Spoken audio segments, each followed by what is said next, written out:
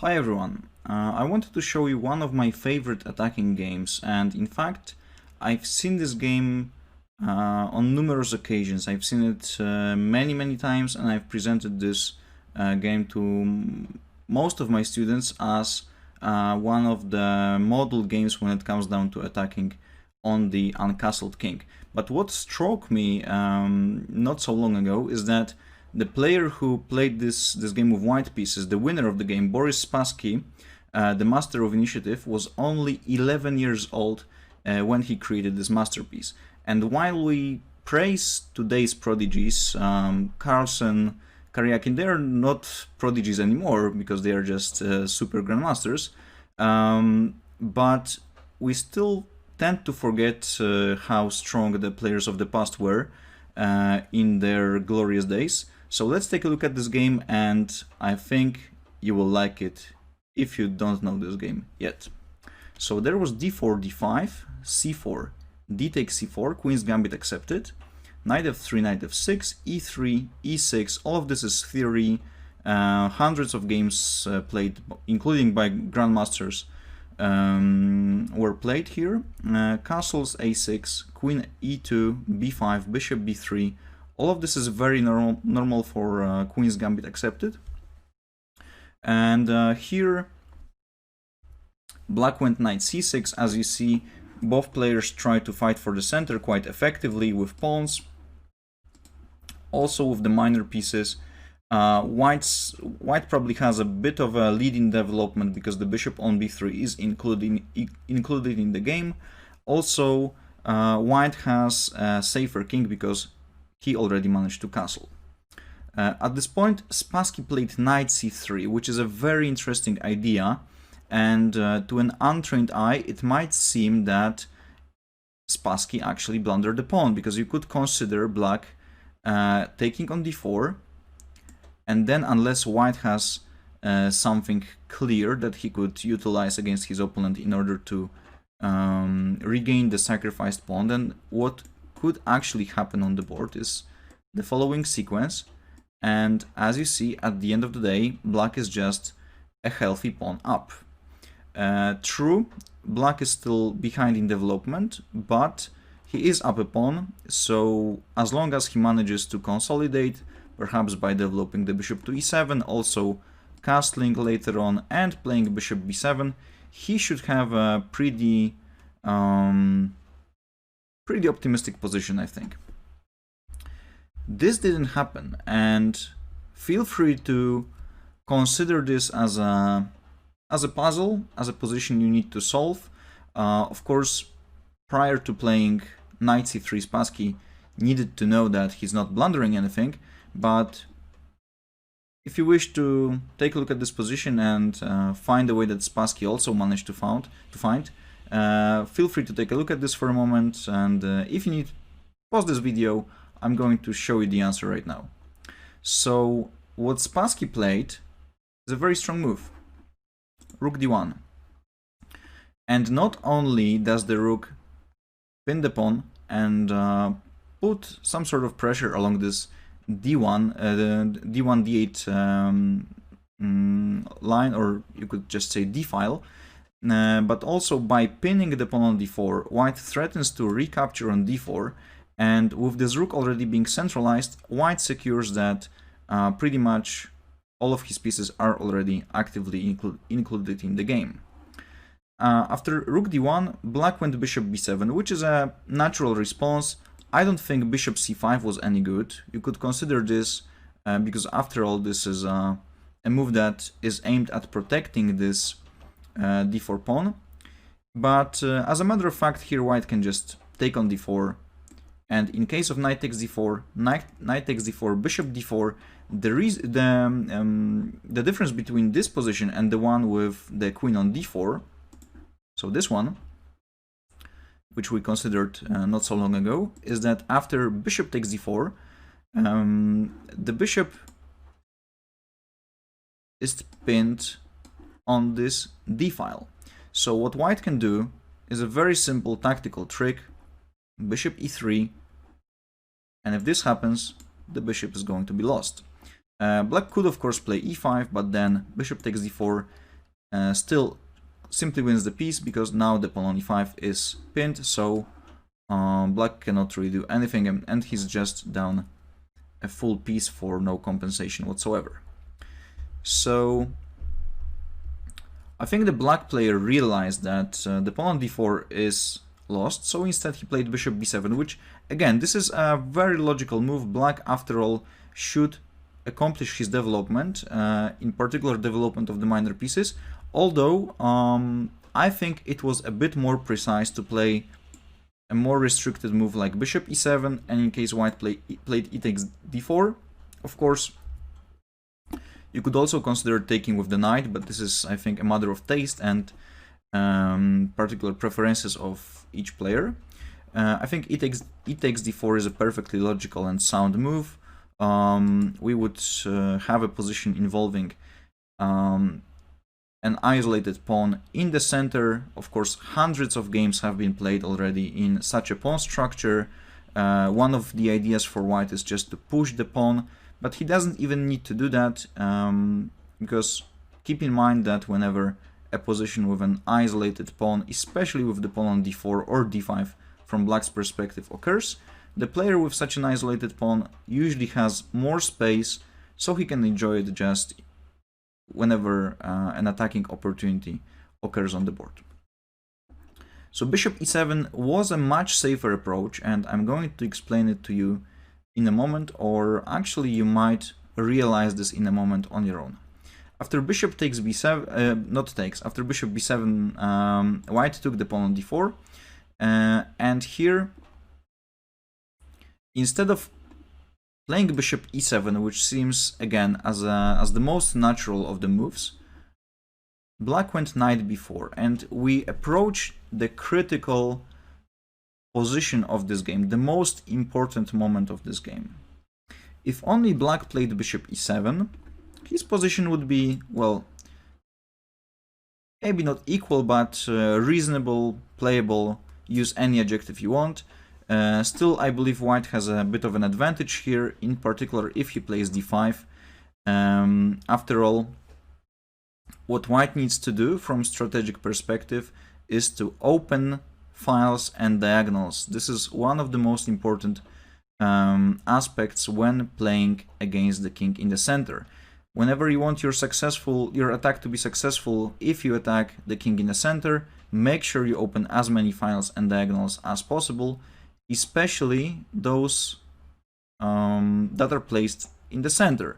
So if d5 is played, e file gets open because black will pretty much have to exchange the pawn on e6 for the pawn on d5. The easiest way to open files and diagonals is obviously to exchange pawns, central pawns preferably.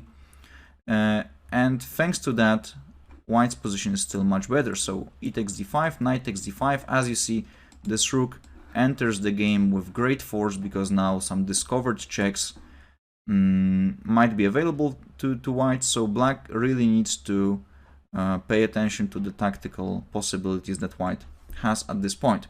Still, I'm pretty sure bishop e7 would have been a much stronger move because, after all,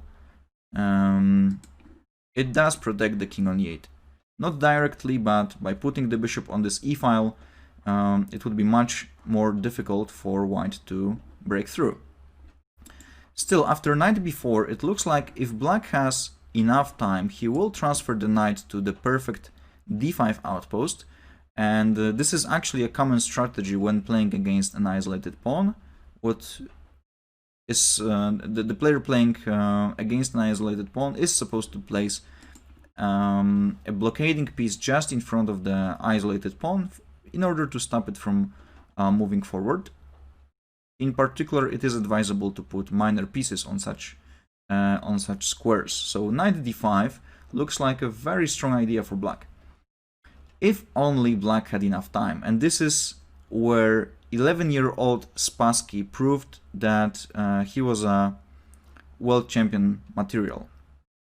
He perfectly understood what needs to be done in a position like this, and as I mentioned just a minute ago, whenever such a position occurs, it is required from the player who wishes to attack to open files and diagonals. So Spassky does not even consider the material outcome of this move.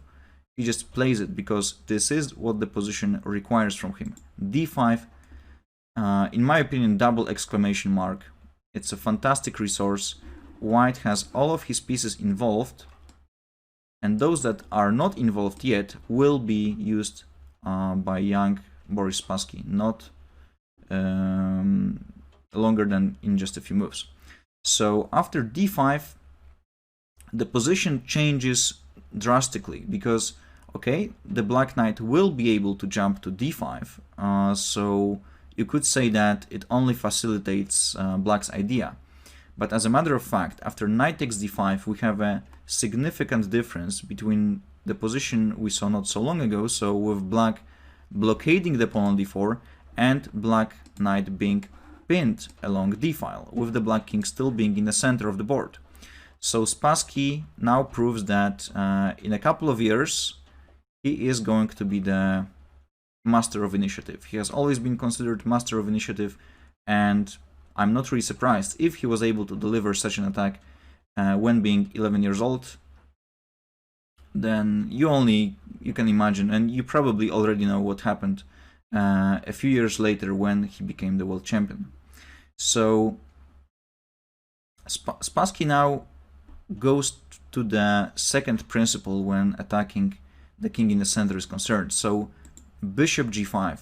Make sure you invite all of your friends to the party.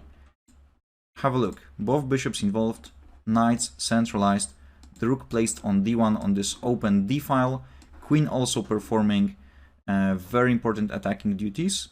The only piece that is not involved at this point is perhaps the rook on a1, but again, if most of your pieces are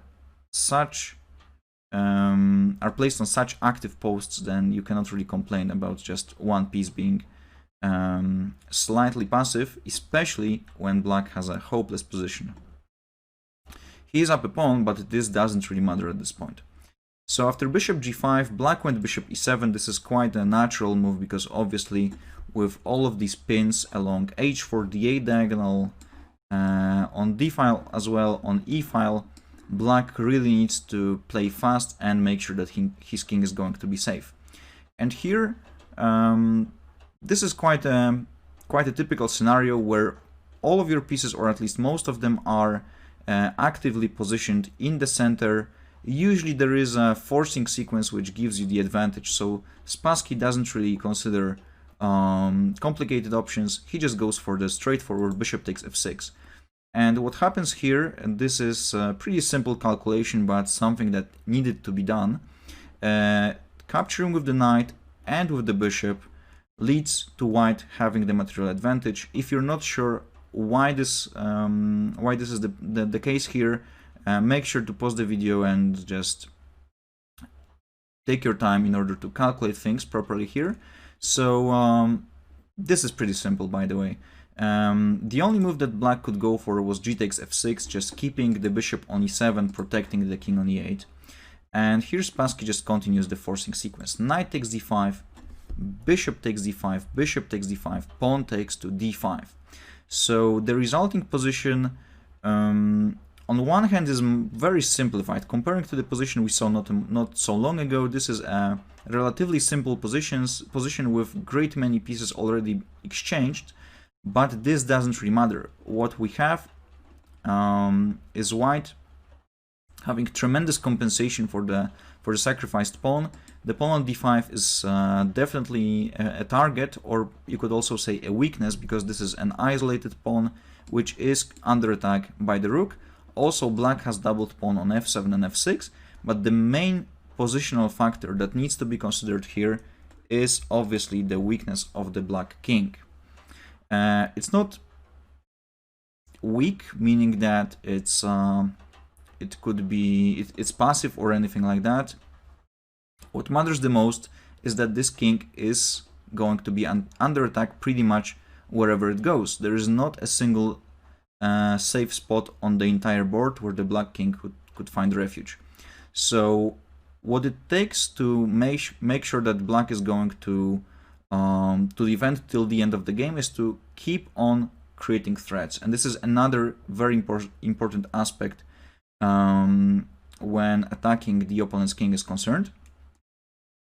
And Spassky perfectly knew what needs to be done. He went knight d4. And as you see, instead of, for example, playing a move like queen d3 just to make sure that this pawn on d5 is taken, Spassky just goes for a direct attack. So the thing that is needed here, the pawn will not escape, and what actually matters is the king safety or the lack of king safety with respect to the black king. So white plays knight d4, blockading the pawn on d5, so strategically this is perfectly justified, but also preparing some nasty jumps with the knight. Knight c6, knight f5, both being very powerful, and tactically this is just very, very logical, justified. Castling is impossible. Probably the king is still much safer on g8 than on e8, even though, as you see, the g-file is entirely open. But still, if black managed to play king h8, probably he could still hope to survive this game. Unfortunately for black, after castling, there is knight c6, forking the bishop and the queen on d8, and of course that results in white winning the game. So instead of castling, black decided that his best chance is playing king f8. And I'm not really surprised, to be honest. You need to find a reasonably safe spot on the board with your king. Otherwise, there is a huge risk that your king is going to be checkmated. So Spassky continues going according to the third principle of attacking, so create threats. Creating threats, constant threats you could also say, is a synonym of initiative. Initiative is a situation where one of the players constantly makes threats and does not allow the opponent to play according to his plan. He just, the player which needs to defend is under constant pressure. It needs to react to the threats that are being created, so he does not really have time to do anything other than just reacting to moves made by the opponent. So knight f5 is a very nice move which prepares all sorts of attacking ideas. There is queen e3 followed by queen h6, and as you can imagine, if the queen lands on h6, it will be game over. There is queen g4 followed by queen g7, again a situation you definitely don't want to see when you're playing from black's perspective. So black went h5, and on one hand this is logical, but this also allowed young Boris Spassky to perform a fantastic combination. Again, if you feel that some tactical training is going to be useful for you, feel free to take a few moments, in fact as much time as you need, to calculate this tactical shot, or at least find it maybe. And if you need more time, pause the video. I'm going to show you what Spassky played. So rook takes d5, again, fantastic performance by the young Boris Spassky. Here it turns out that accepting the sacrifice is just going to be a straightforward win for white. And it was probably necessary to go with a more modest queen e8 or queen c7, but regardless of the move that black would play, white still maintains the tremendous advantage, with the black king being so unsafe. Pretty much any move, queen d2, preparing rook d7, centralizing with the other rook on d1 or e1, it doesn't really matter. In any case, white maintains a huge advantage here. Still, black went queen takes d5, and soon after that queen takes e7 was played, king g8 and queen takes f6, finishing the game on the spot. As you see, there is queen g7, very powerful checkmate threat. There is also knight e7 fork, so black cannot really defend against all of those threats. He resigned at this point. I think the only way to keep on playing is just to sacrifice the queen on f5, but that, of course, will not change the result of the game. A quick mention, king f8 just does not help black at all. Queen takes h8 is a checkmate because e7 square is controlled by the knight. again, a game that I really adore for its, I wouldn't say simplicity, but Spassky perfectly knew what needs to be done whenever attacking the king placed in the center. He fulfilled all of the principles. He played according to the principles, and the final tactic is just the cherry on the top, and definitely a beautiful display of strength by 11-year-old Boris Spassky. I hope you enjoyed watching this one as much as I enjoy watching this game over and over again. Thanks for watching.